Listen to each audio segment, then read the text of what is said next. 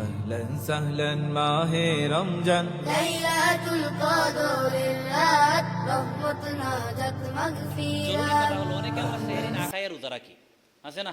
মানে গুমের চেয়ে সেহরির চেয়ে গুম মজা, আছে না এরকম? সেহরি না খাইলে রোজা হবে কি না? তাসাহহারু ফাইন্না সিহরা বারাকা। তোমরা সেহরি খাও, সেহরির মধ্যে বরকত আছে। অনেকে আমরা সেহরি না খাইয়ে রোজা রাখি, আছে না? মানে গুমের চেয়ে সেহরির চেয়ে গুম মজা, আছে না এরকম? সেহরি না খাইলে রোজা হবে কি না? ওই বনি রোজা হবে? হবে, রোজা হবে, কিন্তু তুমি সোয়াব থেকে বঞ্চিত হইলা।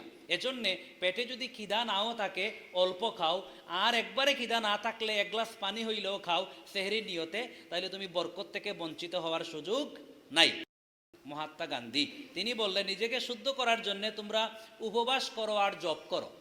যদিও উনি উনার ধর্মের ভাষায় বলেছেন, এই দুইটা পয়েন্ট যদি আমরা নিয়ে আসি, উপবাস করা মানে রোজা রাখা, আর জপ করা মানে আল্লাহর নাম তসবিহ তাহলিল পড়া, তাইলে আমরা হিন্দু ধর্মেও উপাস থাকার বিষয়টা কিন্তু আছে। আমরা ময়লা আবর্জনা কোথায় ফেলি? ডাস্টবিনে ফেলি। কোথায়? ডাস্টবিনে। কম্পিউটার চালাইতে পারি কে কে? কম্পিউটারের মধ্যে একটা রিসাইকেল বিন আছে। কি আছে? বিন মানে কি? বিন, ডাস্টবিন।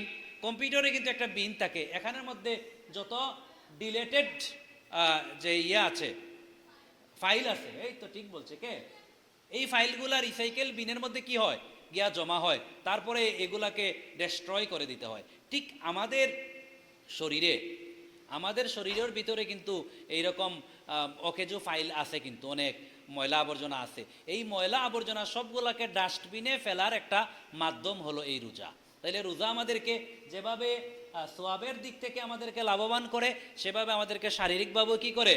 লাভবান করে। রোজা সব ধর্মে আছে। খ্রিস্টান ধর্মে এটারে বলে ফাস্টিং, হিন্দু ধর্ম বলে উপবাস, আর আমরা বলি সাউম। কিন্তু এই রোজা আর উপবাস সব ধর্মে আছে। তাইলে আমরা